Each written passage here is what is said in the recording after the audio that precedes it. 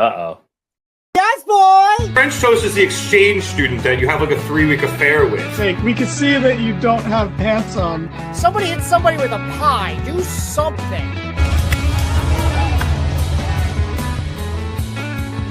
Giovanni yelling we're out of time as we go off the air. Giovanni yelling a lot of things tonight. And welcome to the Mark It Down podcast. Hello, everybody, and welcome to another edition of the Mark It Down podcast. My name is Nick Cummings, joined this week by a returning James Sasanti, as we are back here once again to review AEW. How did Tony Storm say it? She said it made funny during that main event. It's Dynamite. I'm not going to be able to do it justice. She was great as always. Yeah, it might have been like Dynamite or something. I almost said Diamante. I was like, no, she used to wrestle for AEW. Anyway, this was the go-home show, at least for Dynamite, before Double or Nothing this Sunday. So quite a bit happened. A few more longer promo segments than usual, but we still got some good wrestling. Before we get into it, I want to say hi to both Fernando and Maria as they join us in the chat once again. How's it going, everybody? Good to see you as always. Because of just the layout of the show, we're actually going to start in a bit of an interesting spot, which is the first match of the evening, but the second segment. We will get to that Ospreay Hangman segment in a bit because it was so good. But we want to start with Samoa Joe, Powerhouse, Hobbs, and Swerve Strickland facing off against Jon Moxley and the Young Bucks. And the reason for this is, well, if you don't see the thumbnail, it should happen at the end of the show, and it just makes more sense if we cover this first. So, whatever, you know it. Hey, what's going on? You know it. To start off this match, we had a really cool shot of Moxley walking into the arena, eventually saying that tensions are rising in AEW, and the spoils would go to those who embrace the anarchy, which I thought was just a pretty badass way to walk in. We'll head towards the end of this match where after Joe eats 2 super kicks and then kind of powers up and takes out the Bucks, Moxley slides in from behind him and hits a paradigm shift. But as he sits back up from it, he gets hit with a house call from Swerve. And this was the ending sequence of just a whole bunch of chaos that you expect from a 6-man tag. Swerve then hits a swerve stomp on the Bucks on the outside before returning Matthew Jackson to the ring and tagging in Hobbs. Hobbs stalks Matthew before Nicholas tries to get involved, and he hits him with a spine buster, and then he hits Matthew with the spine buster, and then he hits Moxley with the spine buster, and then Swerve tags back in, and we end up with a bunch of people getting involved again, which results in Swerve being at the top of the ropes with the Bucks going after him. The Bucks double superplex Swerve, and then go for the EVP trigger, but Swerve ducks that, and the Bucks hit knees. Then Joe grabs Nicholas from behind and puts him in the coquina clutch, which allows Swerve to roll up Matthew, and they pick up the win. After the match, Claudio Castagnoli and Wheeler Yuta quickly come down to start the beatdown. They are briefly stopped by the returning Shibata, as everyone basically spills to the outside, except for Wheeler and Claudio, and Shibata is able to take out Wheeler, and then as he's going after Claudio, Marina comes in. No, you were doing great. You were doing everybody. Round of applause for how well Nick was reviewing that. I loved Excalibur when Shibata showed up. I didn't even know he was in the country. Yeah, it was a great launch. Why would he be gone? Yeah, I mean, he's not from the country, so he could have left, went home for a bit, recovered there. You never know. Anyway, that was a good line. But as I was saying, Shibata lines up Claudio. Marina Shafir comes in and hits a low blow from behind. This prompts Willow Nightingale to come out. And then so she takes out Marina with what Excalibur called a pounce, but it was a fucking spear. She just laid into that was a spear. Yep. And then she's followed by Kenny Omega, who comes out, hits dragon suplexes on Wheeler, or snapdragon suplexes rather, on Wheeler and Claudio to clear them out of the ring before intercepting a Matthew Jackson super kick and hitting one on him. Kenny then sets up for the one-winged angel, but Swerve stops him and pulls out a table. So Kenny was like, okay, sure. And he goes to set up the one-winged angel on the apron to drive Matthew through the table. However, Claudio comes rushing in from behind and saves Matthew, pulling him off of Kenny's shoulders, and that allows the Elite Riders, as I like to call them, to make their retreat through the crowd.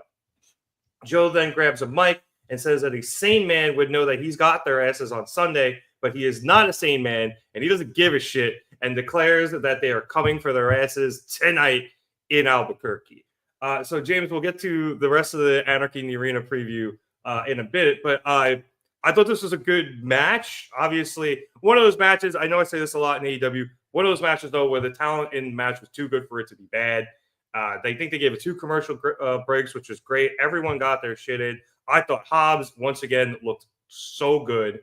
And I did kind of like that we had Swerve getting the return win on Matthew Jackson in a cheeky way, where it was a roll up and no one hit their finisher to end the match.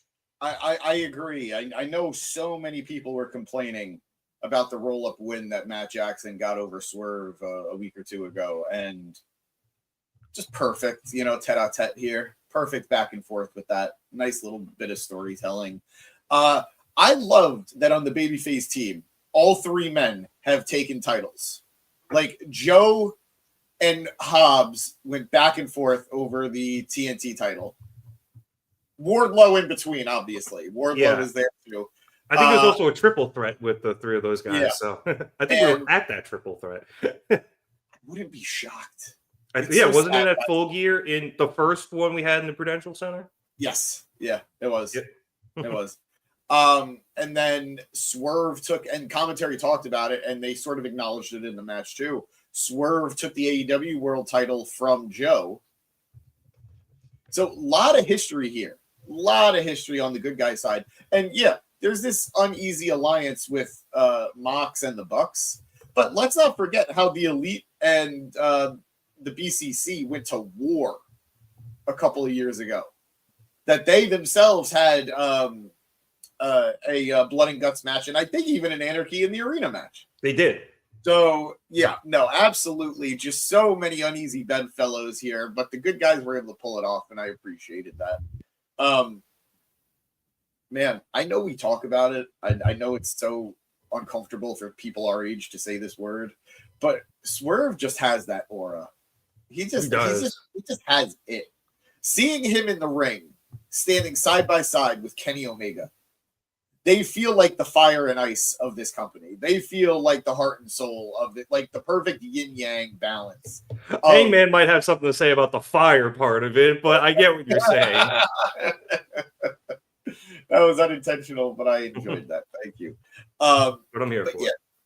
No, I thought it was really cool to see these two, undeniably, 2 of the best talents, not just in the company, but in the world. Like, just feeling so natural next to one another. It was really cool. It was really, really cool. And just, I know we're building towards Anarchy in the Arena. That they're putting some use to that word anarchy tonight. Yeah. That was just chaos. Absolute chaos.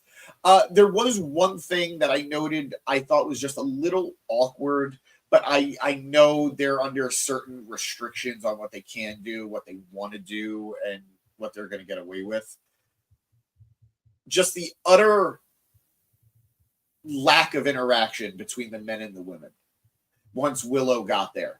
Like, there were 2 very able-bodied men in the ring who did nothing when Willow speared Marina and then subsequently tossed her out of the ring. They did nothing to stop it. Fair.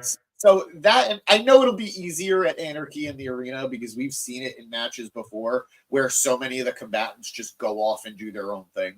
So to have the women just have their own section is very likely. But it was just a little bit awkward here, I thought. Yeah. And I mean, you can kind of regal it and be like, well, Shibata just kicked the shit out of Wheeler and Claudio and they were recovering, and just took that beat. As Danny SYJ shaved. Just a wrench and everyent All right, real quick. I didn't mean to. I started just trimming the beard and taking care of it. And then I went a little too high. So I tried going a little too high on the other side, but then I needed to balance it back on one side. By the time I was done, I did not have facial hair. OCD is a bitch, kids. Just, just be careful. Can't confirm. It's the silent beard killer. But thank you, Danny. Yeah. But like I said, to get back to the match, you could kind of regal it, but I'm not really too concerned with the women interacting on the rest in the match on Sunday because I think, like you said, there's going to be a long part of it where they're probably, everyone's kind of, paired off with each other and they'll obviously be paired off. And then they'll get their spots in against the men. And I'm sure Mox or somebody will end up hitting Willow again because to draw that heat the way that they did last time, Willow was involved in a match with him. So I'm not too worried about it. I think even later, like Willow hit Mox in the back with a trash can lid. So it'll happen. I wouldn't worry about it too much. Yeah, was this a little awkward? Maybe, but it's more than forgivable. I did want to, before we get to the ending of the show, I wanted to, and not the ending of our show, the ending of Dynamite, I wanted to just get to some of the comments on the match. Maria calling it an awesome go-home show and a very fun six-man. It's saying he thought the show was good, but the MJF and Hurt Syndicate part was the low point. Go figure. We will get to that. Yeah, we will. Fernando very much enjoying this match, giving it 2 fire emojis. And Maria saying everyone had great chemistry, which I noticed a lot. They all had really good chemistry together. Absolutely. And another thing I wanted to bounce off of with that chemistry is I know it goes without saying, but the star power here. Like, I know we've been talking on and on for so long about how AEW feels like it's at full capacity again. We've got all of our guys back, all the big guys. I mean, obviously there's still some holes, Yeah. Eddie Kingston's still out. Darby Allin is climbing Mount Kilimanjaro still. Everest, that's a fine. Tomato, potato. It's just a high up rock. But so much star power in this first half hour of the show. I know we didn't go over it yet, but Hangman, Will Ospreay, Kenny Omega, Swerve Strickland, John Moxley, Samoa Joe, Powerhouse Hobbs, the Young Bucks. Wow. Willow. Wow. So much star. Like, that's 10 names, and I know I didn't name everybody. Yeah, those are 10 people who have probably main evented at least some show in some way, shape, or form in AEW, which is crazy. And yeah, you didn't name everybody, but even then, Claudio is still a pretty big name that you left out. Yeah, exactly. And God forbid, I forgot Wheeler Yuta. Yeah, well, hey, look, say what you will about Wheeler, the dude does get good heel heat. People love heat. I know. But still, you know what I mean. No, yeah, it's completely stacked. And there was almost a small part of me, just because of the way everything is kind of building towards Anarchy Arena. And the fact that they just have so many top stars in it, it did leave the rest of the episode, I don't want to say bare, but it was very front-loaded, I felt like. And then the ending kind of just brought everything back around. Not to say everything else wasn't great. I enjoyed everything tonight, just about. But it was so front-loaded. It was pretty difficult, I think, for everybody to follow it, even all the way to the end. Yeah, no, 100%. I like a good bookend, but I agree. Yeah, I agree. I did want to shout out real quick. The last comment we got was Dwan just being very excited that Moxley and the Bucks were able to take out Kenny Omega, much to James's chagrin. That's true. In the main event, the biggest star of all time, Timeless Tony Storm, was in the main event. So they were able to get some star power down at the end. But speaking of Kenny getting taken out, after that main event match of Mina, Shirakawa, and Julia Hart and everything that happened after, we went backstage with Renee Paquette as the Young Bucks were attempting to leave, and Nicholas declined the interview, saying they had to catch a flight. However, Matthew decides to talk some shit before he goes, reminding us of the promise Joe made to get them earlier in the night, saying it is now the end of the night, and they're leaving, and that makes Joe a pathological liar. So the Bucks go to leave, and Renee is like, all right, well, I guess we'll see what happens at Double or Nothing. And Joe and Hobbs come out from behind some curtains with trash cans and just bump them off the top of the head of the Bucks, which leads Renee to, A, get the hell out of there. And B, there is then a cavalcade of people that come down. As everybody that we mentioned earlier all come in and start brawling backstage. This quickly gets out of control. It spills to the ringside area. And then somebody's just like, oh, we can use this, and puts the Dynamite theme song on as they're all fighting throughout the ringside and the stage. The main focus of everything, though, was outside of Shibata just taking a kendo stick to somebody inside a trash can. I think it was Wheeler. In the ring, Kenny was left alone with the Bucks, and he was hit with an EVP trigger, but he was able to battle out of a TK driver and then was joined by Swerve, where they were able to get the Bucks on the ropes, and they each hit a Buck with a V-trigger house call at the same time, which was pretty fucking cool. On the outside, Moxley had Joe chain wrapped around Joe's neck for quite a while, but Joe was eventually able to get out of that, and he got Moxley in the coquina clutch and actually was on the verge, if not actually did pass Moxley out. However, as he was doing so, Gabe Kidd made his return and hit Joe in the head with the briefcase from behind as he came through the crowd, and then he was able to help get everybody out of the ring and take out Kenny and Swerve and give the Elite Riders the distinct advantage. As the Death Riders were mopping up the rest of the Opps and Willow, they were also able to put Kenny and Swerve onto a couple of tables on the outside, and the Bucks went up to the top and took those two guys out with a splash and an elbow drop, and that left the Elite Riders standing tall, heading into Double or Nothing. Now, James, as this was Anarchy, I'm sure I left a lot of stuff out, but it was just a massive, like, borderline 15-person brawl. And, so I was just trying to explain what they were truly focusing on with the camera. But you were talking about Kenny and Swerve before. That house call V-trigger spot was really, really cool. But then you have Gabe Kidd returning now for the second week in the row to help out Moxley and the Bucks. Still curious to know how he got involved. It wasn't really talked about on Collision or Dynamite this evening, even though Kidd was shown in a Moxley backstage promo following his steel cage match. And he basically is just like, he said, speaking to the camera earlier this time, kind of like, not I own him, but like I control him. He's mine. He's going to do what I say type of stuff about Kidd. Either way, though, Key comes back and really turns the tide here. And then obviously we have the Elite Riders standing tall. So law of opposite momentum. Thank God.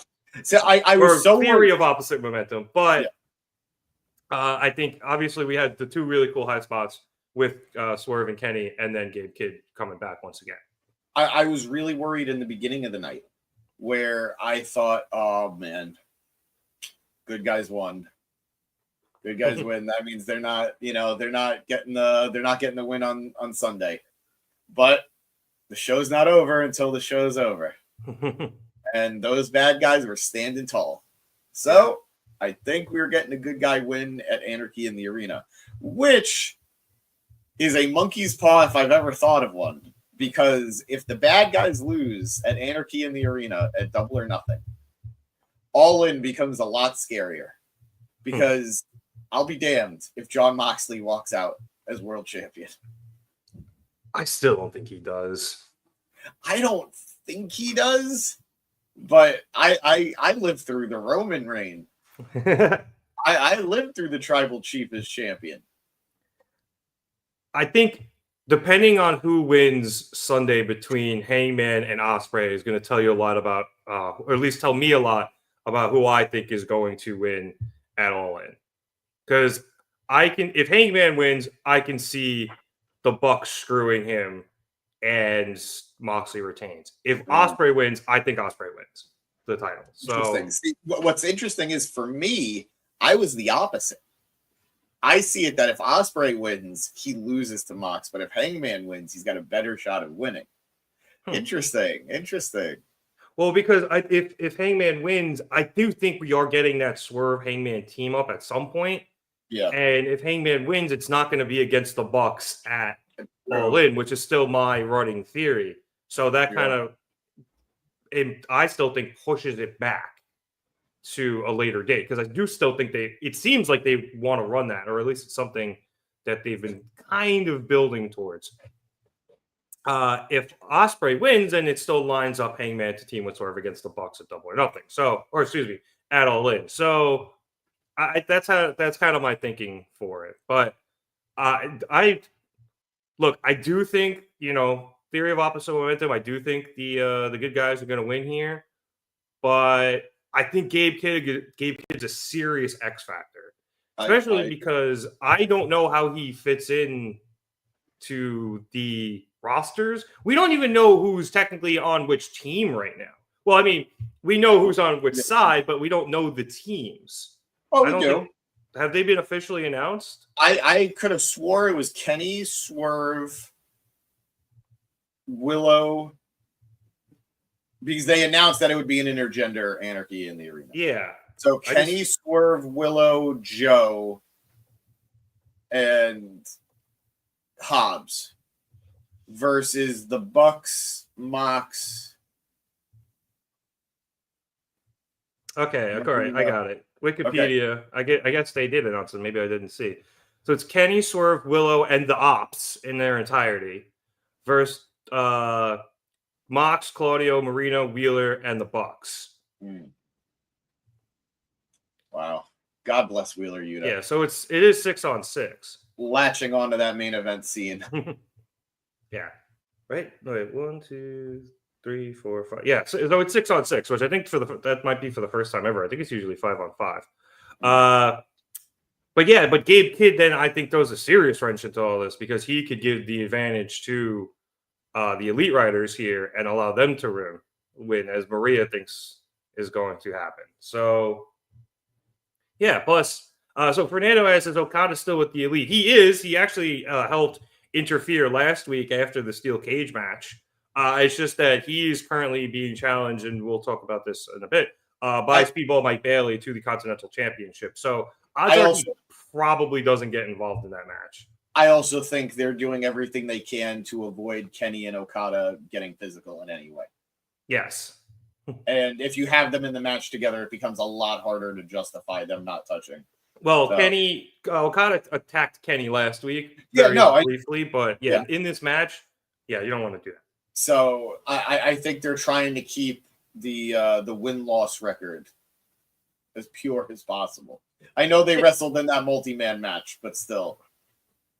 Yeah. Also, too, you can have Okada still, assuming Anarchy in the Arena takes place after his Continental Championship match, you could just have him interfere again and take Kenny out, and that helps lead to the All-In match if we're doing that, which it seems like we are.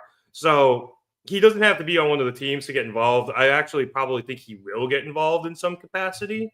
But yeah, I think they want to try to make it more of a little bit of a surprise because now I'm leading the Elite Riders win. I just think there's too many outside variables on the side of the Death Riders unless other people get involved. I don't unless Will gets involved. Well, Will and Hangman are main eventing. We'll talk about that later. So they're not going to get involved. I don't think Darby is going to be able to get back from the Himalayas anytime soon. I don't know. Yeah, Eric's talking about maybe Eddie Kingston, but I haven't gotten any updates on him recently. I haven't seen him. I know he's been rehabbing, but I don't know if he's cleared. I've been hearing more unofficial stuff, like nothing from AEW, but just sort of people that know Eddie. And I think the speculation is we are a lot closer to him coming than him staying gone. Like I'm not saying expect him next month. I'm not saying expect him at the pay-per-view. What I am saying is, though, that from what I've been hearing, I wouldn't be shocked if we got him a lot sooner than people are expecting. That'd be great. And I know Eric also, I'm putting this comment up, said you could do Gabe versus Eddie at All In. You also have Forbidden Door coming up, and Gabe being around actually helps set up early for something that can happen at Forbidden Door, which is, I think, a really cool concept. Instead of them just having them do it within the pay-per-view cycle of Forbidden Door, you extend it out a little bit more, and I think that helps tell better stories heading into Forbidden Door as well. So I think this segment has been a little bit of anarchy, much like the thing, because there's so many different things, not only coming off of going into this match, but going out of that match on Sunday. So we've kind of been bopping around a little bit. So going to get the train back on the track here and move on to the top of the show, which saw Will Ospreay and Hangman Adam Page have their face-to-face in the ring. So we had Tony Schiavone, I almost called him Schiavone, introduced Hangman and Ospreay, and then he handed the ring over to both guys. And look, I wrote a lot about this in terms of running it down. I don't want to spend the next 8 minutes doing it, and B, I feel like I really wouldn't do this justice, James, because this was a very emotional segment between these two guys. Like, you know, Will went out there and talked about wanting to win, not just for himself, but for, you know, all the people who support him, and being able to take the title home to Wembley, to be in front of them and in front of his kid as world champion. And that's why he needs it. Hangman responded that, yes, Will might need it, but it's very personal for him because of the last 2 years and everything he's been through with not just in the ring, but with his family. And that's why Hangman wants it, which makes it sorry, I got that backwards. Will wants it. Hangman says he needs it. Yeah, it's always the thing with me. You know, to have the light at the end of this 2-year tunnel of hell, and then Ospreay, you know, and also to prove to Ospreay wrong when Ospreay said it's too little, too late for him. And then Ospreay, you know, comes back and says that, you know, when he's going to go out there, he's going to go out there and try his best. He's not going to take shortcuts like grabbing the ref or bitching to the boss. He's going, you know, he wants to win or lose, earn the respect of the fans. Hangman responds that, is that going to be enough to take down Moxley and the Death Riders? And Will says he doesn't know because he doesn't know how to beat them, but Hangman does, and Will needs Hangman to teach him. I guess I'm going to run through the end of here a little bit. And while he needs that type of Hangman, Hangman also used to be a guy they all looked up to because he was a good-hearted guy, but the people in the stands and the people in the back have lost a lot of respect for him. And Will says he's a guy just trying his best, but before Page writes him off, his best is beating some of the best ever, naming a long list of people he's beaten, like Kenny and Okada and MJF and stuff. Saying that, I think he said he's one of the best in the fucking world. They bleeped something, and I have a little hard time lip reading from the side. So Will says he knows that when the bell rings, anything can happen. So if it's Hangman, he's happy for him. And if Hanger needs somebody to have his back when he's going for the title because of the Death Riders, then Will's got him. And Will hopes that if it goes the other way, Hangman will have his. And Ospreay, who had attempted to start the entire segment by toasting a beer with Hangman. So beautifully awkward. Yeah, basically as an apology for what happened last week. And Hangman kind of denied him in the beginning. Will picked his beer back up, declared that he's calling Hangman out for a shootout in the desert, and then kind of chugged his beer. And then Hangman just absolutely housed his beer in response. And then the two men stared each other down before they rolled out of the ring, and then met at the base of the ramp and walked back up basically in tandem before meeting at the Owen Hart Cup and turning and staring each other down again to get the nice promo shot. So, like I said, I glossed over a lot of this, A, again, because it's long, but B, it's so good and so emotional. And if you didn't see it, I highly recommend going to watch, hopefully, the thing in full, whether it's on YouTube or probably put up on Square Circle already. It's probably near the top because it was that amazing, James.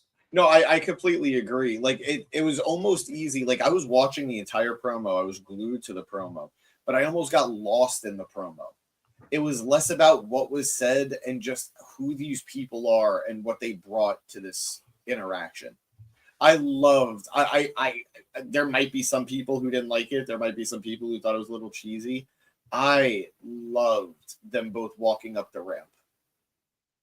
It was, to me, it was the makings of an iconic shot. It was the type of thing that could be played in a promo reel and just look fantastic.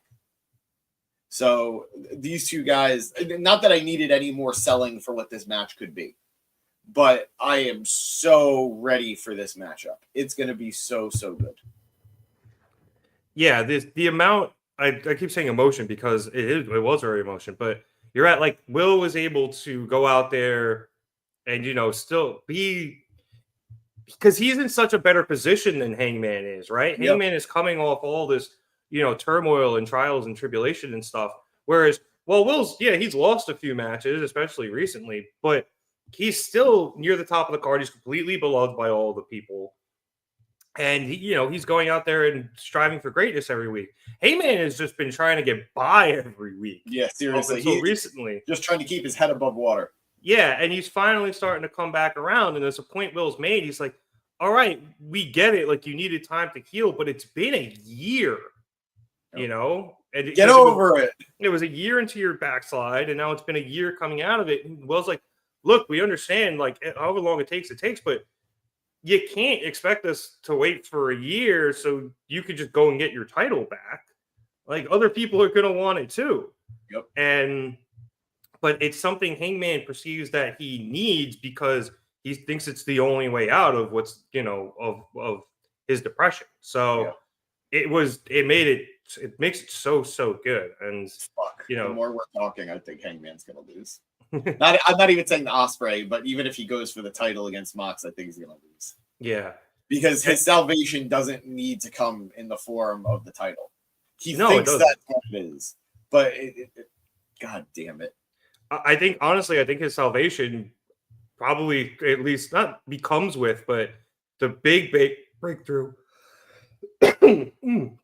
Yeah, excuse me. The big breakthrough, I think, comes if he tags with Swerve. Yeah, and forgives him. Yeah. And again, you don't necessarily even have to forgive the guy, but he mentioned earlier putting it behind him. So yeah. But he at least comes to an understanding where he he doesn't forgive Swerve for what he did, even though he said he's put it behind him. But I think also too he forgives himself for what he did to Swerve, because I think that's a big part of it too. And if they're forced to work together, just let it go. Yeah, if they're forced to work together against the common enemy of the Bucks, maybe that doesn't get them all the way there, but it allows for this rebirth for Hangman. So I think that's the plan there. The other thing I forgot to mention that came out of this promo was that Ospreay at the beginning of it asked Tony Khan and the powers that be to make this the main event of Double or Nothing, and it was later confirmed by Tony at the end of the segment that it will be the main event of Double or Nothing. So now you don't all have to wonder and ask what it's going to be. It's going to be this, and all that makes me think is it's going to absolutely bring the fucking house down. Yeah, it's going to be fun. Yep. Into the comments real quick. Fernando saying the promo was fire. Maria calling it therapy with Will Ospreay and Hangman, which it was. It essentially was. And it's kind of the second time that's happened, but I'll take it. Danny calling the segment beautiful. Really it, giving us a loving rendition of 2 out of 3 ain't bad. Maria also saying, All In Swerve and Hangman will team up against the Young Bucks. And that's what I think. That's my prediction. But again, it really depends on who wins on Sunday. Yeah. If Will wins, then I think that's what we get. If Hangman wins, obviously we're going a different direction. And I think that happens later down the line.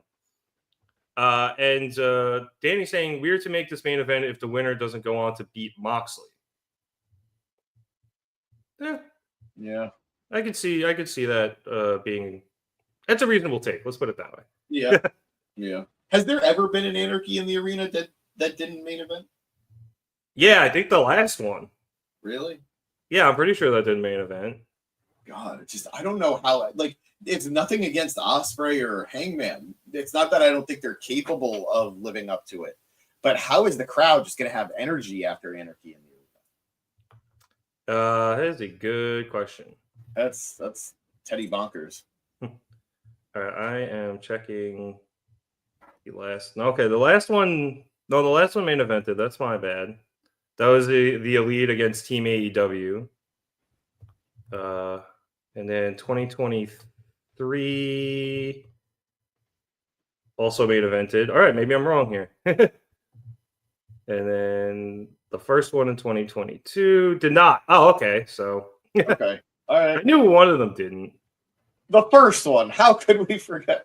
Yeah, the first one. Yeah, that was Jericho Appreciation Society against the Blackpool Combat Club. And Blackpool Combat Club, Eddie and Santana and Ortiz. What the hell main evented? Punk against Page for the championship. Punk won. I hate that man. Actually, it wasn't even the co-main. It was the second to or third to last card match on the card, because it was Anarchy in the Arena and then a three-way tag team match for the AEW World Tag Team Championship between Jurassic Express, Swerve in Our Glory, and Team Taz, which I actually kind of think makes sense. You kind of need a cool down match after Anarchy in the Arena. And then the Punk Heyman match where Punk won the title. So I knew one of them didn't main event. Yeah, it says Hangman needs to save Swerve first. See, he will at some point. It just can't be on Sunday because this is now the main event. Yeah. And Maria says that's how good Ospreay and Hangman's going to be in main events over Anarchy in the Arena. I know. I'm that excited. All right, let's move on. After this, we had the 6-man All-Star tag that we already talked about with the Anarchy in the Arena participants. And then we went to a backstage interview real quick with the Hurt Syndicate before commercial, with Alicia asking about how excited they are for the historic occasion of MJF joining the Hurt Syndicate. And MVP says it is indeed historic, but if you want to ask about the excitement, you should ask MJF. And then Max comes in wearing a gaudy gold suit that he bought for the occasion. MVP is like, you got to give it a woo. And then Bobby's like, he gets Bobby to say it's not bad. And MJF's very happy. MVP says that they're going to go get some food. And he leaves their lawyer with Max and Smart Mark Sterling to handle the legalese, which was a word that was used often this evening. After they leave, MJF kicks Alicia out. And then he starts getting even more excited with Mark before congratulating the Hurt Syndicate's lawyer and shaking his hand, and then asking Mark if he had hand sanitizer. That led to a commercial, and then we came back for the actual contract signing in the ring, and leading to an official announcement from the Hurt Syndicate. MVP says after a lot of drama, they have finally gotten Bobby to change his mind, or his position, rather, and MJF will be signing his contract to join the Hurt Syndicate, and he goes and introduces Max. MJF comes down and says that his mom once told him that the greatest day of his life is when you marry the love of your life. But as he's gotten older, he realizes she was wrong because clearly, and I'm quoting here, that dumb bitch never joined the Hurt Syndicate. End quote. MJF's parents are amazing, and every time they play into his gimmick, it makes me love them even more. God. The crowd then starts getting on everybody. So MJF and MVP run down the crowd in Albuquerque, New Mexico for a bit. And then MJF has Smart Mark explain the legalese again. Mark says that he and the Hurt Syndicate lawyer have made sure that everything would benefit both parties in the situation, and explains that MJF would be the first to sign, followed by MVP, my man Shelton Benjamin, and then Bobby Lashley. The first 3 men signed pretty quickly, but Bobby pauses before signing, seeming kind of upset, like it almost looked like something got confirmed to him, and then he reads it over, and he's even more mad, and then MVP and Shelton and the lawyer have to come over and basically convince him to sign it, and he eventually does, making MJF an official member of the Hurt Syndicate. However, as MJF goes to celebrate, the music for the Sons of Texas hit, and they come out. And now Dustin and Sammy won a match against Crew on Collision to become the number 1 contenders for the AEW World Tag Team Championships. So this obviously pisses MJF off, and he says they have no right to interrupt the Hurt Syndicate. Dustin tells him to shut his mouth, saying that's all MJF ever does, as he never wrestles, which is why he hates Max so much. Rhodes then addresses MVP, saying it's in his best interest to watch out for the stake that is MJF. He then says that he and Sammy are day one guys, and then you fast forward 6 years later, and now they have an opportunity to add more gold. And then Dustin addresses Bobby and Shelton, saying that word is going around that they like to hurt people, and he'd like to see them try, as they've been hurt by bigger and better monsters, despite MVP telling them to watch what he asked for. And Dustin closes that nobody can touch their heart or their work ethic, and if he was a betting man, he'd bet on the day one guys. So, James, the start of it was almost awkward, and then it looked like the whole something thing was awkward. Yeah, and then it looked like all right. The one, I don't want to say the start. Everything up until they started running down New Mexico was great. And then it felt like the working the crowd went a little too long for some reason. I don't know why. Yeah, Danny's saying it really dragged on. And then we had the weird thing where Bobby wouldn't sign, and it looked like something was going to happen, and then it didn't. And then MJF didn't get to celebrate, which was the best part of last week when he got the third yes to be in the Hurt Syndicate. So that was weird. And then Dustin's promo just A, felt out of place, and B, not his best. Yeah. This was a bit of a low point, I thought, in the episode, unfortunately. I'd agree, which is even more disappointing because of how much I was looking forward to it. Yeah. I would have bet all the monies that something was going to happen during this celebration, during this ceremony. Whether people are speculating Cedric Alexander is finally going to show up. He did reveal over the weekend that he does, in fact, hurt people. Yep, saw that. So whether it was Cedric showing up finally, whether it was a swerve that the Hurt Syndicate just didn't care about MJF and this was all just a trap to finally just drop him. It felt like we were all expecting something to happen. And then the something turned out to be Dustin Rhodes and Sammy Guevara. Sammy Guevara, who, by the way, looks like everybody's little brother wearing their big brother's hand-me-down suit.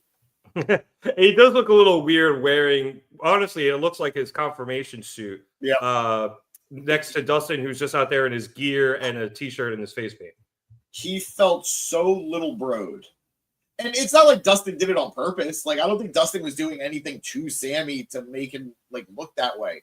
But Sammy absolutely felt like just a non-factor.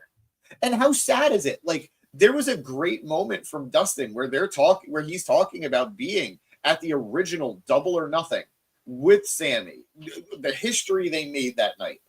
And now it's like, I guess you're just on the card because you're here. Yeah. Like, it's sad. Like, I know Dustin's been killing it in Ring of Honor, and I'm happy for him. The tag titles with Sammy. I don't know if he still has the 6-man tag with the... pretty sure he does with the Von Erichs. Yeah. It's a great run that he's having. Dozens of people are watching it.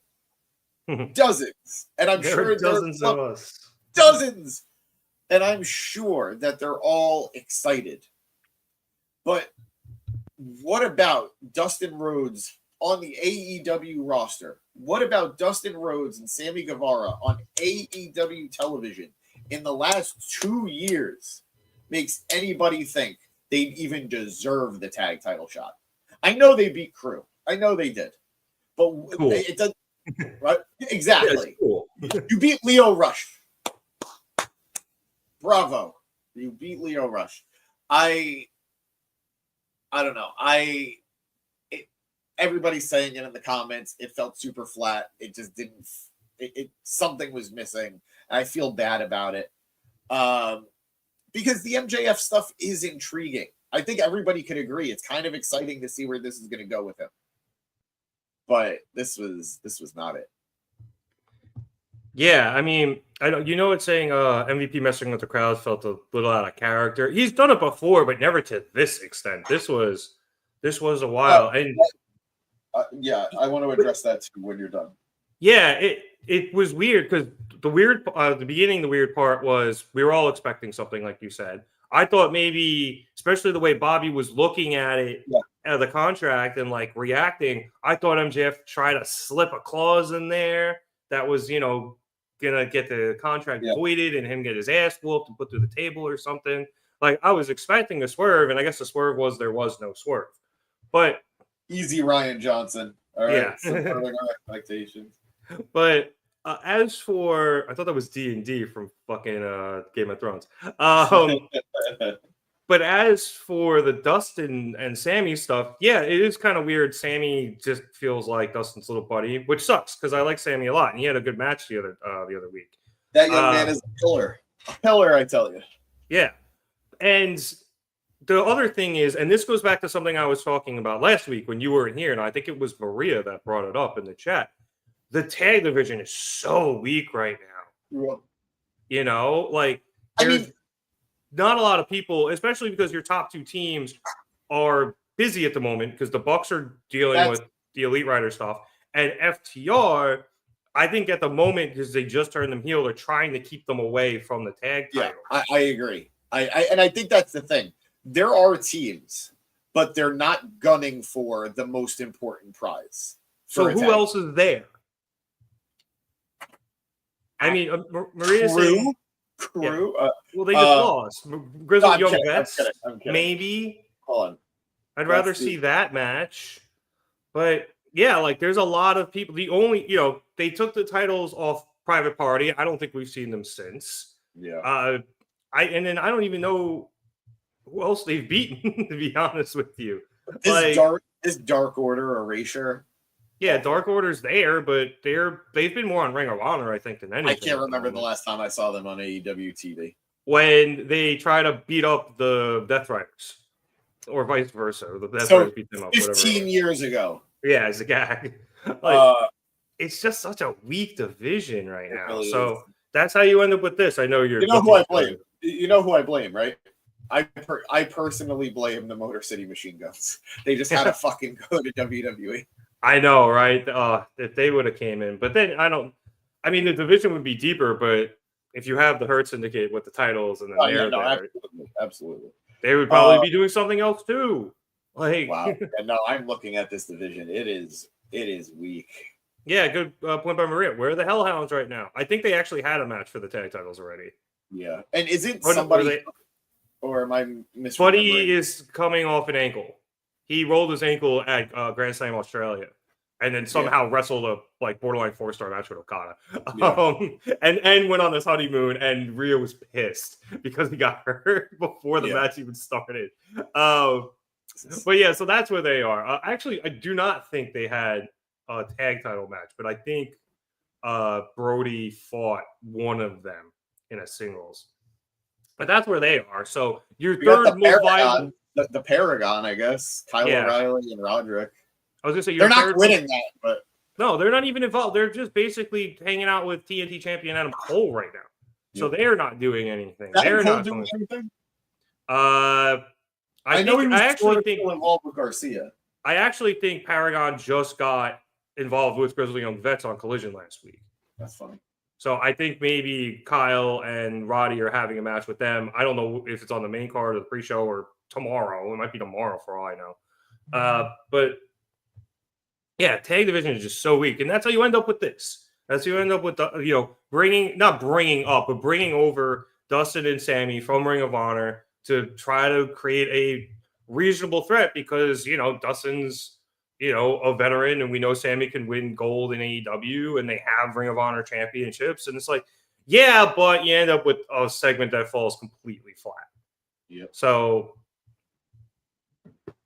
it is what it is. It's a little disappointing. It's bumming. I'm bummed. Yeah. And hopefully the match does well, but I don't know. And Maria says she's going to be making a sandwich during this match. So, that's the way they sold it. So I can't say I necessarily blame you. I will say I'm sure the match will be good. Sammy Guevara is a human jumping being. He's going to bump his ass off for these two dudes. Dustin, we know somehow that old dog is still kicking. Yep. And it's Shelton Benjamin. Like hell yeah. By the way, I got super roasted by MVP and Shelton at Northeast Wrestling last week. Can I share it? Yeah, sure, go ahead. All right, so we don't go into tangents. Not at all. I met a few people at Northeast Wrestling's events here in New York last week, and the two highlights were Shelton and MVP. I had met Shelton before. I met Shelton when I was a kid, and I had my old man with me. I had Papa G with me for this meeting. So I go up to Shelton, I go up to MVP, and I shake Shelton's hand, and I say, Shelton, I just wanted to say thank you for being here. I met you when I was a young kid, when I was around, this tall, and you treated me as a fan with so much respect. You treated me very well, and it's something that I still remember today. So thank you. He says, oh, I'm glad that I was able to leave an example for you to follow and all that. I said, you did. I didn't say I followed it, but I appreciate that you did it. So MVP just waiting in the back and watching and listening. He goes, so you met him when you were like this, so you didn't really grow that much taller then, did you? And I then immediately sideswipe the burn and throw it to Papa G. And I was like, do you see what I'm working with here? My jeans. I'm like, oh, okay. So he's like, oh, okay. Straight under the bus. Right under the bus. Right under the Hurt bus. And he was like, oh, okay, I see. So each generation's getting taller. Maybe your kids will have hope. If you have kids. If you ever have kids. I was like, oh, damn. So they live up to the hype. But all that love I just gave, it is something that I wanted to acknowledge about this segment, about them just roasting the town a little too much. MVP likes to riff at the detriment of segments or at the detriment of his opponents. I really noticed it when he went after Big Bill and Brian Keith. Yeah. Every time Bill spoke, MVP cut him off at the knees. It made Bill just not look compelling in that conversation. Bill of 2 years ago would have died. He would have spontaneously combusted. Yeah. He's come a long way, which is why he was able to at least get out of there alive. But MVP needs to get the last word in. And it could be a problem. And I think this is the second real instance in a short amount of time that we've seen that be a problem. So I think he added to the awkwardness of that segment. Yeah, it was a little funny, in the beginning where Max started running them down because that's what he does, and they were booing him. And MVP joined in, and he does that sometimes. But yeah, MVP kept going off of it. Yeah. And then Max would play off of him, and then MVP do it again, and Max would play off of him again. And eventually Max got the train back on the track. But you could even see when Dustin was doing his promo, MVP was like, careful what you wish for. I'm begging you not to. He needs to look cool. Yeah. I think that's what it is. I think he feels that he needs to look cool and he's in control of the situation. And I get it. He's not the cowardly heel manager that, say, Paul Heyman is. He's not a Bobby the Brain Heenan, who their job is to look the fool, to make the babyface look good. I understand that that's not his thing. But he can't undercut the competition either. He can't make them look inept. Yeah, and luckily he didn't make Dustin look inept here, but I think more Dustin kind of made himself a little. Yeah, but the Big Bill example you mentioned is a very, very glaring example of it. So something, I wish he would do it. Sometimes it works great, and sometimes it doesn't. And tonight it made a bit of an awkward segment longer than it had to be, and then the Dustin shit, it didn't really matter. Yeah. I wanted to answer a quick question. Are the Guns still injured? No, but they already came back and lost to the Hurt Syndicate. So and went away forever. Yep. Yeah, they have not been back since. Have not seen them. It makes no sense. I don't. Yeah, what are they waiting for? Jay White to come back? We're going to be getting 2 new tag teams coming up soon. With the speculation of Hangman and Swerve likely forming an uneasy alliance. And I think we're all just counting until Cope and Christian, right? Yeah. So that's true. Give it time. I still don't know if Hangman and Swerve are going to go past one match or maybe 2. Very possible. I don't see them getting a tag title run. It seems like a lot for their story. But Cope and Christian eventually taking the tag titles. Yeah, but there's still a lot that has to go on there for them to get together. But then they seem like, at the moment, arguably the most viable team to take the titles off the Hurt Syndicate. And they're not even a team right now. Which, again, is how you get to this. But that's awful, dude. Hey, I will say, nobody cares, but I care. Kota Ibushi is looking real svelte lately, Daddy. He lost 2 stone, I think it was, or whatever. That's a lot. 2 stones is a good. It's a good chunk of pounds. I don't care about how much he weighs. I care about whether or not his ankles function. I mean, no body shaming here, but I think he wasn't used to the extra weight he had on him. I think it was affecting his movements. He posted a video of him down to 88 kilograms, and then he literally did a backflip. like Yeah, a I guess- standing backflip.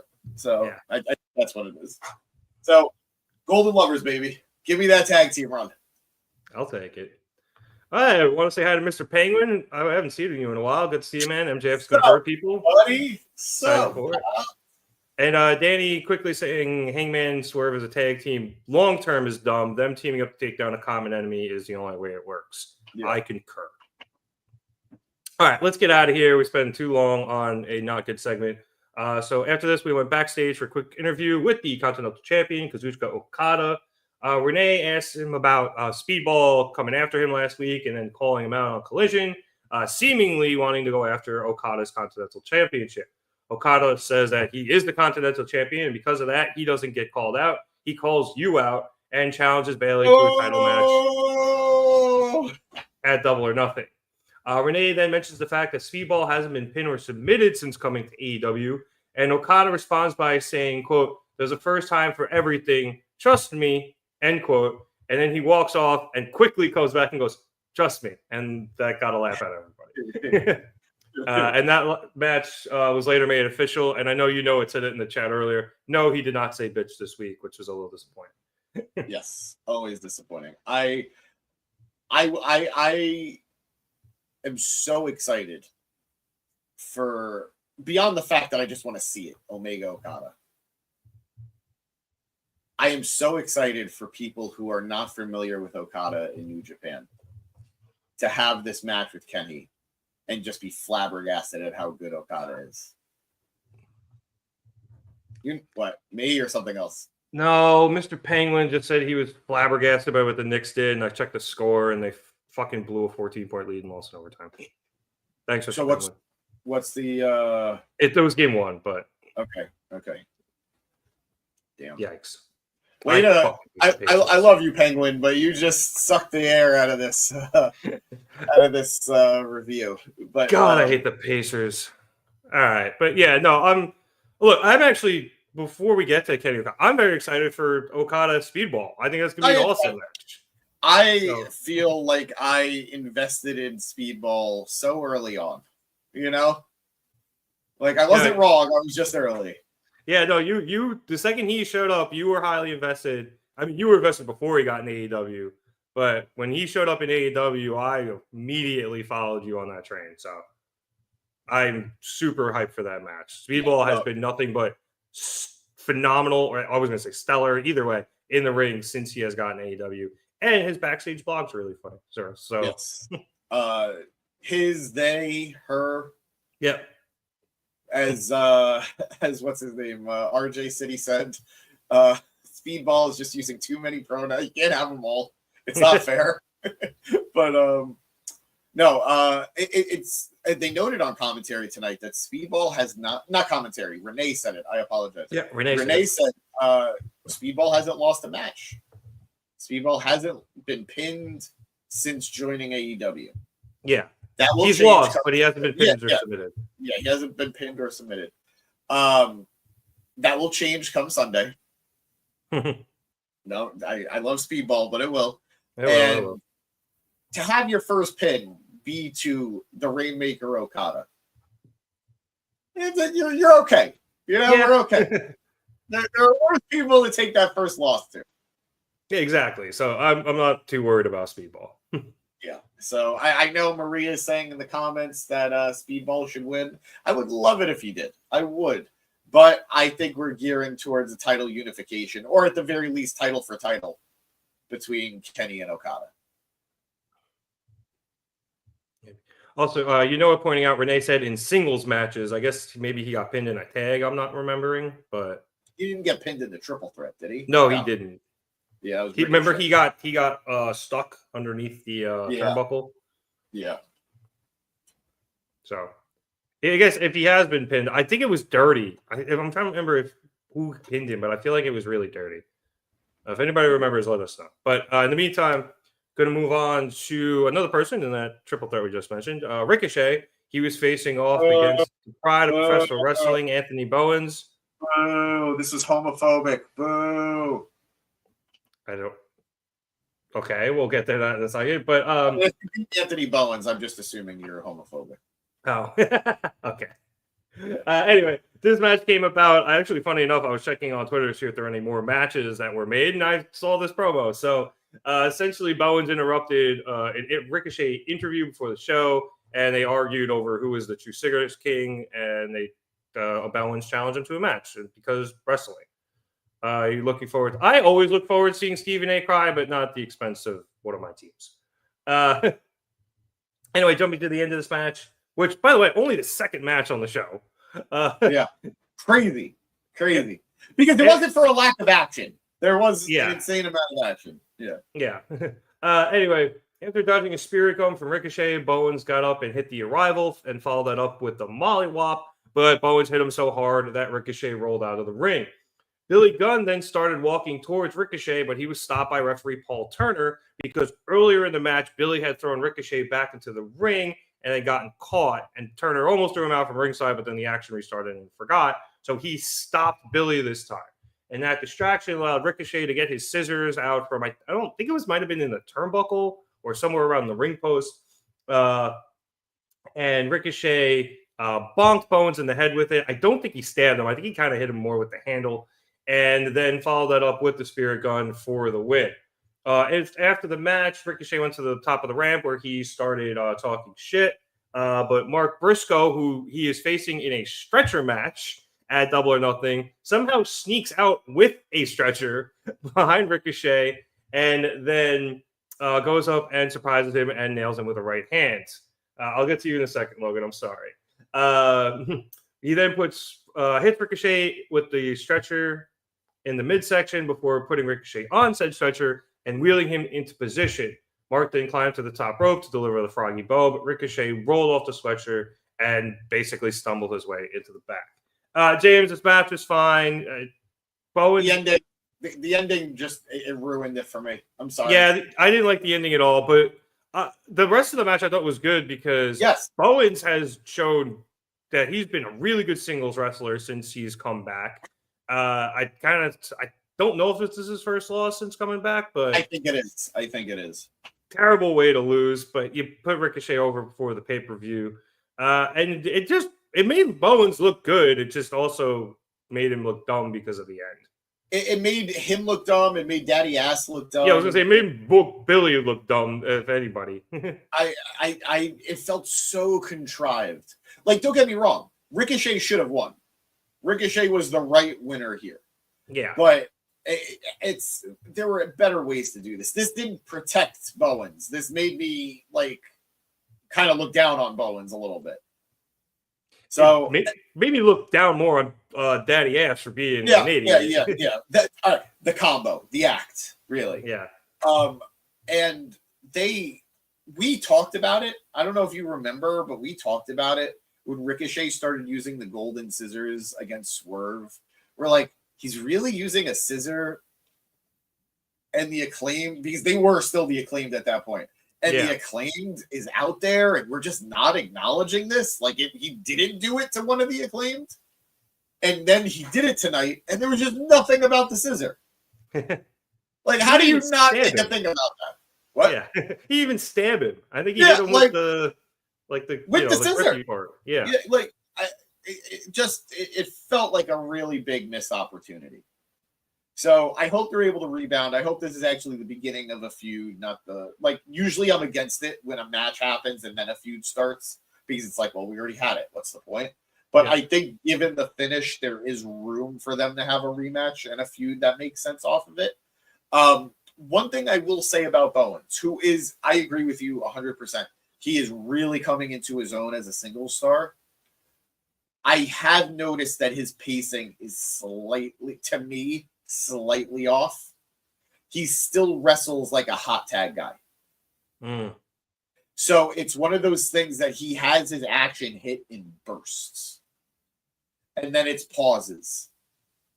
So I think I think he's so close to getting it all right. So I'm really like that rolling forearm he hit was great. The one that knocked Ricochet out of the ring? Yeah, the mollywop. Yeah, the mollywop, yeah. I thought that was great. That big sort of UFO, I loved it. That big sort of UFO drop that he hit onto him, like that, torture rack almost, like sort of backdrop. reverse Samoa drop kind of thing. I thought that was really cool looking. I don't think I've seen something like that. I'm not sure that I have seen someone hit something like that. So he's got so much of it down. I just let's be a little less creative in our booking of finishes. And let's just tighten up the pacing. And I think we've got a future singles champion on our hand. Like at the very least, a mid-card title. Oh yeah, he's getting that TNT championship probably by the end of the year. Like, there's no doubt in my mind. I agree with everything you say about Bowens. I also think the man needs to pick a nickname. Yeah. Well, isn't he the pride of professional wrestling? He's also the 5-tool player, and like he says both every time. The night they used it, I didn't like it. The 5-tool player? I did not like it, and I no thank you. Yeah. Like you can use it every once in a while, but like pride of professional wrestling is way better, in my opinion. So pride of professional wrestling is a nickname. 5-tool player is a description. Yeah. And that's a fundamental difference. Yeah, he should use it more of like you can work in like I'm a 5-tool player into every promo, and I'm not gonna mind that the same way MJF, works in I'm better than you, or Will Ospreay, works in on another level. I would rather that than him calling himself the 5-tool player, the pride of professional wrestling every time, because he says it like that too. He does them back to back, and it's a little nitpicky thing because he's still a very good promo. It's just like the way he does that is annoying. So there is that. Maria is saying she's looking forward to the stretcher match, which I do agree with. Yeah. I am actually did this match help sell me on it? No, the after stuff did kind of though, because I'm very much looking forward to Froggy Bow through the stretcher. That's going to be a lot of fun. And Maria also pointing out that, it took HBK a little bit of time after the Rockers, too, to figure it out. So he'll get there. And exactly. I am not too worried about Bowens. All right. After this, we went to commercial, came back from a quick backstage promo from Big Stoke and FTR. Stoke says he got the contract for the tag team match at Double or Nothing, but instead of signing it online, they decided that they'll do it on Collision, so that because FTR wants to look Nigel McGuinness and Daniel Garcia in the eyes before they sign it to make sure if they really want to do so. They also want everyone to have the honor of seeing the final contract Nigel McGuinness will ever sign. So that's that. You can watch that tomorrow. After this, we went back to the ring for the second face-to-face of the evening between the Owen Hart finalists, this time between Jamie Hayter and Mercedes Moné. Renee got the job of hosting this one. God bless her.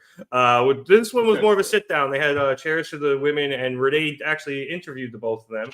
And she started with Jamie, saying that they got interrupted last time, so we're going to go with her first. And she asked Jamie if she feels like the underdog. And Hayter says if she is, so be it. She loves when people look past her because that is when they really get hurt. She then goes on to say that she is willing to scratch and claw her way to the top as opposed to Mercedes, who's had everything handed to her and has people do her dirty work for her. This winning the tournament means more to Jamie because for her, it isn't just another title shot. It's also about not being forgotten because after all she's done to come back, is anyone going to really care when the confetti falls and the cup is lifted, especially if she does not win? Renee then turns to Mercedes, saying that Jamie has seemingly brought out another side of her, and she asks Mercedes if she's worried that Jamie might be the first person to beat her since joining AEW.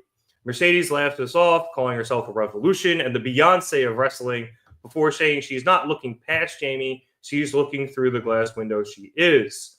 Moné says that she always gets what she wants, and what she wants right now is to win the Owen, go to All In, and become the AEW Women's World Champion. She then goes on to say that she is the greatest TBS champion of all time, and she has gotten there through hard work and dedication, despite what Hayter says. So this so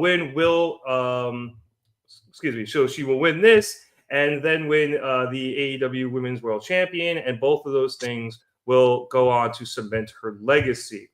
And then Jamie's legacy will end at Double or Nothing. Jamie then asks the crowd if they've noticed something different about Mercedes. Maybe she's a little bit lighter, though she can't quite put her finger on it. And then realizes it's because Mercedes has lost her New Japan Strong Women's Championship. Hayter then says she thinks it was Mercedes' destiny to lose that championship, which makes her think that it is Mercedes' destiny to lose them all. And as she finishes this sentence, Mercedes just gets up and throws a massive right hand into Jamie and knocks her out of the chair and on her ass into the corner, causing Renee to scramble out of the ring.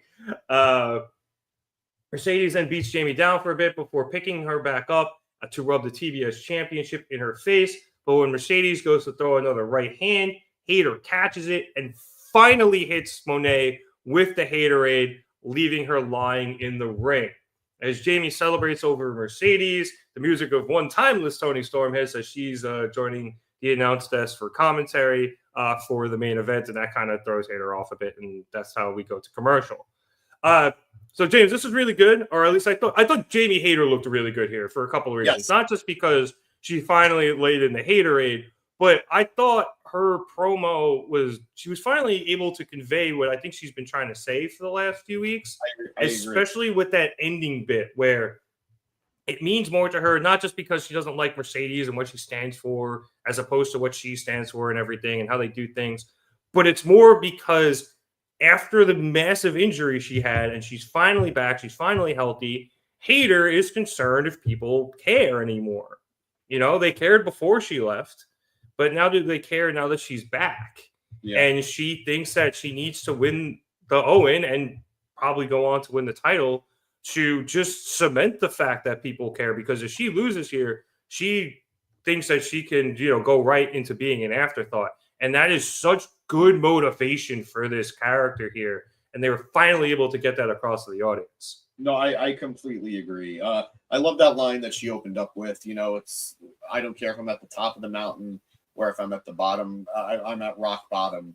I will crawl my way back. And I love that. I love that determination. I loved that that passion that she showed. People haven't really known how to feel about her since she's come back. And I don't know why. I feel like people were disappointed out the gate that she didn't immediately place herself in the title picture. And obviously, I love her new look. I know the new look seemed to rattle basically everybody who's ever had eyes, it seems. Yep.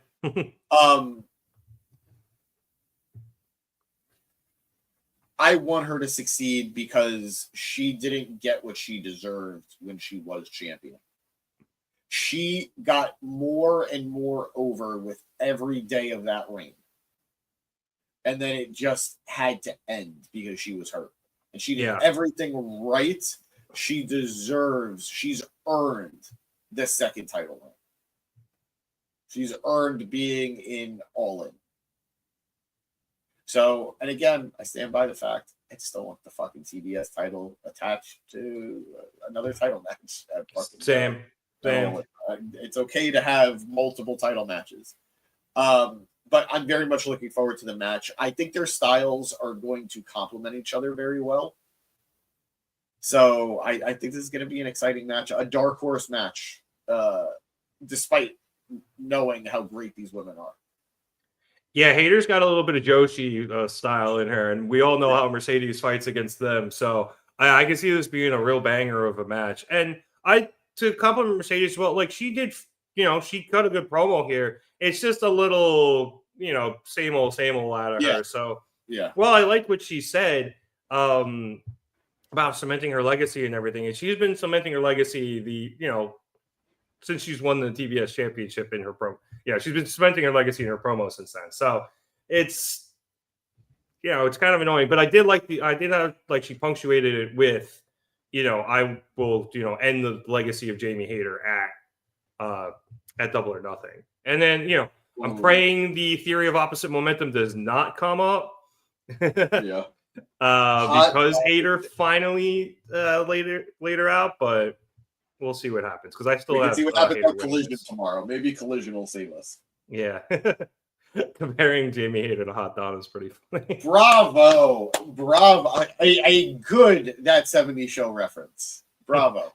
Hard to make nowadays, but yeah, she still dresses like Felicity Shagwell in The Spy Who Shagged Me. But yeah, Hot Don is a good reference to the red hair. Oh, behave. Yeah, baby. All right, let's hit the main event here because although I will acknowledge Maria in the chat just saying that she thinks Mercedes is going to win everything. So every week she says that. Good for her. Good for Maria. That's her game. That's her girl, and I'm not going to deny it. Also, Mr. Penguin with a solid Office reference. Yeah, that was a good one. Yep. We have somebody new in the chat here. Lee Wesley saying AEW just keeps on getting worse. Lee, I'm going to respectfully highly disagree with that. I thought tonight was a great episode. I think we've had a great build to Double or Nothing. I think we've had a great past few months in AEW. But if you'd like to tell us why you think that way, I'd love to try to understand your opinion a little bit more. We would love to discuss it. Yep. All right, let's hit the main event here. As we saw Mina Shirakawa, who is officially All Elite. She got the graphic tonight. I know. Good for her. Face off against Julia Hart. As mentioned, Timeless Tony Storm on commentary immediately got me to break when she got mad at something Riccaboni said and blew off Mr. Shivani. And then Excalibur pointed out it was Riccaboni. And she goes, "Oh, Mr. Riccaboni, how lovely to see you." Brilliant. But Tony was actually pretty annoyed on commentary tonight because they unfortunately had to continuously bring up the fact that Tony had the big package countered by Mina last week, and when Mina pinned her to get this title shot, and Tony was very miffed about that. She did respectfully request that we don't talk about it, and then they immediately talk about it. So every right to be miffed. That's true. I also want to bring up something that I talked about last week, which is when I complained that Mina Shirakawa had new music. Apparently, I had missed the fact that during the match, Tony Khan had went on Twitter, saw everyone didn't like the new music, which wasn't bad. It just wasn't Mina's old music, and changed it back. And then somebody then also tweeted out, did Tony change the music in between Mina coming out and Mina winning? And he was like, yeah, I did. Yep. So Mina has her old music back. My apologies to Tony Khan. You crazy bastard. And you know what? No. I would like to double down on apologizing to Tony Khan, even though I didn't say anything and you didn't say anything wrong. The amount of people who are dogging on this man for changing the music back, you are grifters. I'm just letting you guys know.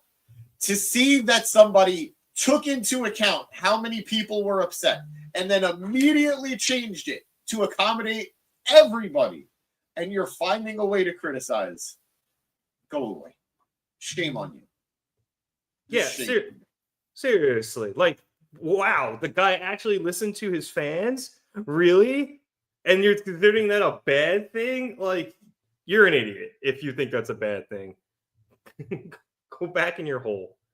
Oh, God. Anyway, let's jump to the end of this match here. After countering a glamorous driver from Mina, Julia dragged her over to the corner and went for her moonsault. But Mina moved out of the way, and Julia landed awkwardly on the leg that Mina had been working over in an attempt to get in her figure four.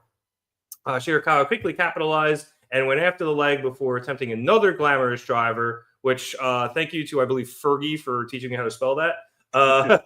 And then Julia again countered, this time into a roll-up. However, Mina was able to kick out, and she countered with a pretty complicated pinning predicament of her own, and that kept Julia down for the 3 count and the win. After the match, Mina got up and started talking shit to Tony over on commentary, but Julia got up and attacked her from behind. This led to Mina getting in the figure four on the bad leg, as Tony just kind of sat at commentary and looked on fairly unimpressed until eventually the hold was broken by Sky Blue, who made her return last week, and she came down to help her friend Julia by attacking Mina, and that eventually goaded Tony into getting out of her seat to make the save.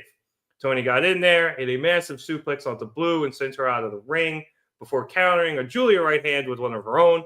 And that punch sent Julia right back to Mina, who hit her with a spinning back fist and knocked Julia to the mat and out of the ring. Mina then went over to the corner and grabbed Tony's title and kind of started dancing with it in front of Tony, leading to Tony getting frustrated and her trying to grab the title away from Shirakawa. However, Mina refused to let go, and that led to a tug of war, which initially made me nervous because I have flashbacks to Reigns and Lesnar every time I see a belt tug of war. But Tony did eventually win that tug of war. It actually came with a shove from Mina. So Tony, who was still very ticked off, went over and tried to hit her with a kick, but Mina caught it and hit a dragon screw leg whip. Also frustrated, Mina then dragged Tony over to the ring post, wrapped Tony's leg around it, and locked in the hanging figure 4 until officials finally pulled her off. Naughty. That was rude. Yeah, so James, this match was good, worthy of the main event, even though I guess technically we had the thing after it. Definitely exceeded my expectations. I thought it was going to be good, but not as good as it actually ended up being. It ended up being better than I thought it was going to be. Credit to both women. I mean, Mina's a seasoned vet, and Julia, we all know how good she's gotten over the last years. So shouts out to them. I liked what happened after. I almost wish this was separated into 2 different weeks because you could have. Well, we did just get the or can they coexist tag team match with Hangman and Ospreay? But it almost feels like this was set up for that with Sky Blue coming back to the aid of Julia Hart. But I think the bigger thing here for me was Mina not turning heel, but acting a little heelish heading into Double or Nothing. I guess they expect her to get booed against Tony, but I'm not booing Mina Shirakawa. I can't think of anybody who will. This just seems like a match where both women are going to get cheered, even though it looks like Mina's going to fight a little more heelish on Sunday. I agree. Just to go real quick, Lee asking, are the rumors about Mariah May leaving AEW true? We won't know until we know. I'm sorry. I know that's not really an answer. I know that's not a fun answer, but it's the truth. There is a lot of heavy speculation that, yes, Mariah will be leaving. She has made it very clear. She's made it known that it was always her dream to go to WWE. It's always what she wanted to do. And I'd say it's likely, but I don't know that it's a lock yet, especially given the fact that Mina is now officially 100% all in.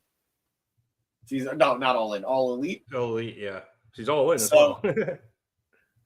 I would not be shocked no matter the outcome. If she stays, I wouldn't be shocked. If she goes, I wouldn't be shocked. It's just a matter of when we're going to see her pop up next. Yeah, it was one of those things where there was the initial report she was probably going to leave, and then there was an immediate report after where like AEW is obviously going to attempt to keep her and pay her a lot of money. So that could come into it. Obviously, as you mentioned, James, there's the Mina aspect of it. And Mariah has been working the hell out of everybody on her Instagram lately. So it's a tough call there. I don't know which way it's going to go at the moment, but I personally hope she stays. Maria in the comments thinks she's staying, but that's just me personally. I just think there's more for her to do in AEW. I think the freedom that AEW allows her and just people in general, wrestlers in general, is far more accommodating to somebody like Mariah than the box that she'll be put in WWE. I agree. I think I talked about this a bit last week too, where I basically said what you said, and I just think Mariah is somebody who's going to get lost in the shuffle in WWE. You know, another gorgeous blonde. Yeah, which is a shame because she doesn't deserve to be lost in the shuffle. Exactly. Whereas in AEW, I don't think she ever will be. So, but that's just me. But James, as for this match and the aftermath, what'd you think about it as we head to Double or Nothing? I mean, I was a little surprised, I guess, and a little taken aback at the ruthlessness of Marina against Tony, like that figure 4 on the Mina. ring post. What did I say, Mariah? Marina. You said Marina. Damn it! I fused them. You fused 2 people to create a third wrestler that already established person. Jesus Christ. I apologize, guys. Who was actually in the segment after this, but we already covered it. Come on. I was set up for failure. I was surprised by Mina's ruthlessness, that figure 4 onto the ring post. I know you said she didn't go full heel, and I agree she didn't, but that's a pretty heavy attack, Yeah. That's a pretty ruthless attack. So I was a little taken aback, and not that I disliked it, but I was a little surprised. I'm really interested to see where Mina goes from here. I think we could all agree she's not winning. But Probably. if she doesn't win, it's hard to place her where she'll fit in this roster. Not that she's not incredible and not that she won't carve out her own little spot, but basically everything we've seen of her in AEW so far has been to accommodate the Mariah Tony story. Yep. So now that she's here, we've got to accommodate her as a person. We've got to accommodate her as a wrestler. So I'm very optimistic, but I am more intrigued than I thought I'd be. Yeah, and I think that's why I ended up bringing up Mariah last week, because the only two people Mina currently has history with in AEW proper, I should say, are Tony and Mariah. And it does beg the question, well, does that lead to Mariah getting involved in some way on Sunday? I would hope not, at least not during the match, just because I don't want to see her anywhere near Tony for a while, even though I hope they kind of fight forever like Kevin and Sammy. Just, it's too soon. They just literally almost killed each other. Yeah, there needs to be a significant break in between. So I don't need that. No, if she comes out and attacks Mina, fine. Like later, after, fine. But I don't know. We also have the thing where Mina just got pinned to cause Mercedes to lose her New Japan Strong Women's Championship. So that could set up something for Mercedes to do. And you could, if Mercedes loses next week, you have Mina versus Mercedes for the TBS title at All In if you want to do something like that, or at least have them have a match in between now and then. That makes sense for her short term. But yeah, it's going to be something where we're going to have to figure out a spot on the card for Mina, because people love her and they're going to want to see her a lot. So we'll see how all that goes. I hope she has a run in with Harley Cameron. That needs to happen very, very much. Oh yeah, because it'll be great. Oh yeah. But yeah, and then like I said, I wanted to give another shout out to Julia Hart. She was great tonight. She looked like she belonged in there, and I think I saw you. I think it was either Mr. Penguin. Yeah, Mr. Penguin. Her improvement has been impressive over the years. So always just want to give the respect to her that she deserves. Yeah, and not enough people are recognizing the effort and the improvement. So I'm glad that we are. Maria is saying you can't ruin the Hollywood ending, and I hope not. Well, I don't think they'll ruin it by doing anything too soon.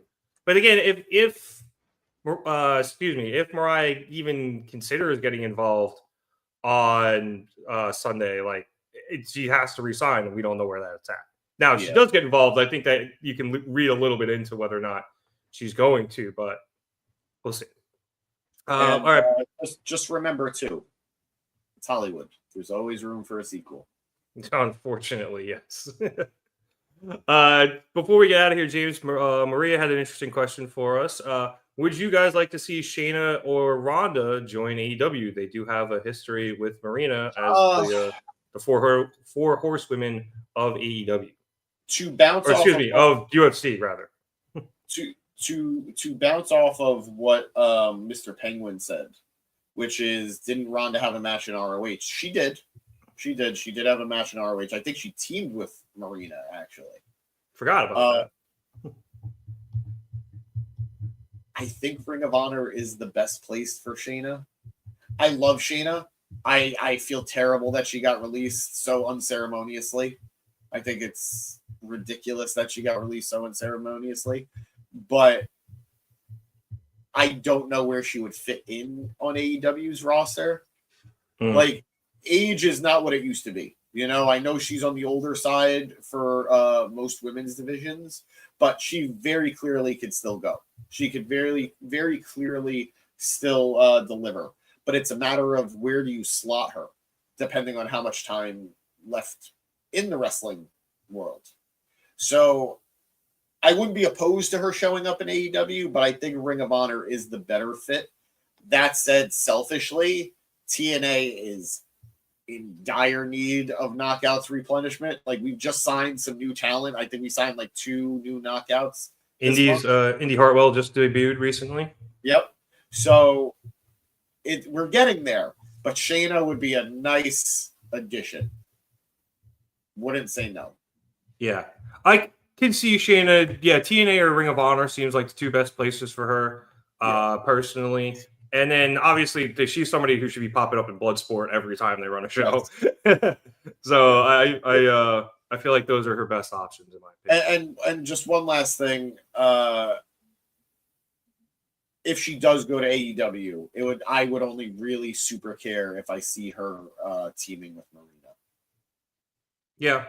Like give me that 4 horsewoman connection. Yep. Yeah, form a faction. If Ronda wants to pop in once or twice, fine, but I don't care personally. I guess. Yeah. So yeah, I feel like something like that would be the best choice for her. And those are my opinions, though. And one more from it here. It seems to him that it is a recurring thing around contract signings and re-signings that people want to go to the other company just because they want to go there and they're not necessarily seeking the money. I think I'm reading that correctly, which I think it's happened back and forth. I think you've had somebody like Stephanie Vacar went to WWE just because she always wanted to go there, despite the fact it was actually AEW where she truly broke out on the American stage. But then you can also look at somebody like Josh Alexander, who said he was going to whoever offered him the most money because it was best for his family, and he figured this was his last big contract. So it depends on the person. Sometimes they want to follow their dream, and sometimes, AEW didn't exist when they were having their dream, and the money, the money means something. So even today, I struggle to fault any professional wrestler who wants to go to WWE. It's WWE. For literal decades, they were professional wrestling to people. So I don't fault any young professional wrestler who's like, I want to go to WWE. Or even any old professional wrestler who wants to go to WWE. I hope a lot of these young people know what they're signing up for. Yeah. And look, we've said it before here on the pod. We're not WWE fans. We're not AEW fans. We're professional wrestling fans. So the more places there are to work, the better. So if these people want to go to WWE, spread the love a little bit. Why not? Yeah, I mean, if you don't have 2 companies, you don't have not only these competitions, but you don't have, where there these competitions in terms of people trying to get the services of, different wrestlers, and you don't have them, being able to make a better living. So it's nice. I love it. Do I prefer AEW a little bit more than WWE? Yes, of course. I watch AEW every week and come on here and talk about it. I haven't watched Raw or SmackDown Live in I can't tell you how long. So, and I'm much more willing to miss a WWE pay-per-view and watch it back a day or 2 later than I am an AEW pay-per-view. That being said, I think I'm missing something. But it's Memorial Day weekend. That's not my fault. So, it's just how it is. And before we go, I did want to just point out Mr. Penguin saying, hey, Layla Hirsch to the Baszler Marina possible thing. I believe she just got released from AEW/Ring of Honor. So that would be a little tricky. I do have one last thing I want to acknowledge from who I can't find the comment, but 2 comments from ragging against Kenny Omega's theme music. Oh, yeah. He's a little, I don't understand why he doesn't like them. The man's got 2 or 3 songs and they're all bangers. Yeah, he's got the one he usually comes out to on regular shows, which I can never Battle Cry. And then he's got the new cool Final Fantasy one for like the big matches on pay-per-view. Like he'll probably come out to Double or Nothing, or excuse me, at not Double or Nothing, at All In. Yeah, and then he's got his New Japan music too. All 3 are great. Yeah, all 3 are great. He doesn't always use the New Japan, because the last time he was in New Japan, he used the Final Fantasy one. So yeah. But yeah, he does not have a bad. I don't think he's ever had a bad song. I completely agree. That's just my opinion. All right, James, let's wrap things up here. Overall, how did you think about tonight's Dynamite? I thought it was a pretty good go-home show. Like I said, it felt a little top-heavy just because of, as we talked about, how much star power was in that first 40 minutes or so of the show. And then kind of dropped a little bit with the MJF Hurt Syndicate stuff. But then after that, I thought stuff picked back up. We got more matches, a few more matches in the back half, which I think helped. I really liked the Mina Shirakawa, Julia Hart match. I really liked the Jamie Hayter Mercedes segment, and obviously they ended with the absolute anarchy at all. So I really thought this was one of the better go-home shows that AEW has had, especially, I was going to say recently, but I think recently they've been doing a better job of really finishing strong heading into the pay-per-view, as opposed to it used to be the penultimate episode was the strong one before the pay-per-view. Yeah, no, I enjoyed tonight a lot. I told you, like we said in the beginning, we were already very invested in the pay-per-view, but the show did a great job of just further hammering in how fun this show is going to be. So I'm in. I'm very in for Sunday, and I agree. It was so top heavy that they needed to bring these guys back in the end. So I thought that was pretty fun. Great show from Dynamite. He's I'm laughing. You know it's changing his thumbs up to a thumbs down because of our Kenny music takes. Damn it. And Maria giving tonight a 7.8. It would have been higher, but Sammy and Dustin brought it down. That brought it down a lot, I guess. Because other than that, I thought this was a really, really good show. But like you said, James, it's making me forward a lot, making me look forward a lot to Double or Nothing. I think Double or Nothing is really intriguing because a lot of these matches can go a lot of different ways, and I think they're all going to be really good. But the idea of the permutations heading into All In is so intriguing that I'm so excited to watch this pay-per-view. Likewise. Probably on Monday. And on that note, I would like to thank everybody so much for watching us here at the Market Down Podcast. We'd appreciate it if you like to subscribe. If you like the video, yes, even you know it, I'm sorry. Then it lets us know that you're enjoying what we're doing, and we'll continue to do it here on the pod. If you subscribe, you can continue to get all the good stuff here on the podcast. We got the Gym Pack Zone tomorrow for those of you who are TNA Impact fans, as James continues to be the only person I know who watches that show. Well, you and everybody else who watch him afterwards. We will be back here on Sunday, I think, to cover Double or Nothing. I'm sure people will be around. It is my plan that I will be here for Sunday. Granted, the holiday might ruin or throw some things in the air, but that is the plan. Yeah, all right. We'll keep you guys informed. I know you're joking, you know it. So am I. But yes, we have a Discord now. They were literally talking about it while we were live. In the group chat, they were getting all into it. Cool. Apparently, we have a Discord now. So I guess if you guys want to go there, go check that out. Even though I think Producer Boy put the link in wrong because he forgot a space. Or at least that's how it's coming up on here. So yeah, go check that out. And then you can check out our other social media stuff too. If you're on YouTube, check out the links in the description below for Twitter, Facebook, Instagram, TikTok, and Blue Sky. And if you're watching over on Twitter or Facebook and you want to follow some of that stuff, at marketdown_pod over on Twitter, at marketdownpod on Instagram, youtube.com/marketdown3665, and then marketdown podcast bsky.social on Blue Sky. Anything else, James, before we get out of here? I'm happy to be back, and I don't know what I'm covering tomorrow, Collision or TNA, but I'll be doing my best to cover something. And we have Saturday night main event this Saturday. R-Truth going against his childhood hero, John Cena, for the WWE title. That is the title match, huh? Yeah, I'm fairly certain it is. I'd be shocked if it wasn't a title match. But Sunday, Double or Nothing. So busy next couple of days. Very excited to share it with you guys. Don't they know that people have to go to the beach this weekend? That's what I'm doing. That's what the evening's for. That's what the mornings for the beach, evenings for wrestling. Yeah. See, Maria got me. Non-title on Saturday. Damn. Okay. All right. Yeah. It doesn't make sense for that to be a title match. All right, but it doesn't matter though. Cena's winning no matter. All right, R-Truth is going to get the upset roll up here in a non-title match, meaning it's fine that it's non-title. Yeah, Cena's winning no matter what. Well, no, it's non-title. You're sure about that? I'm damn sure. Yeah, I know. But on that note, I'd like to thank everybody so much for watching us. So for James Santi, my name is Nick Cummings. Thanks again for watching. Enjoy your Memorial Day weekends. Enjoy all your wrestling on your Memorial Day weekends if you can find the time for it. And we'll see you next time. Have a good one, everyone.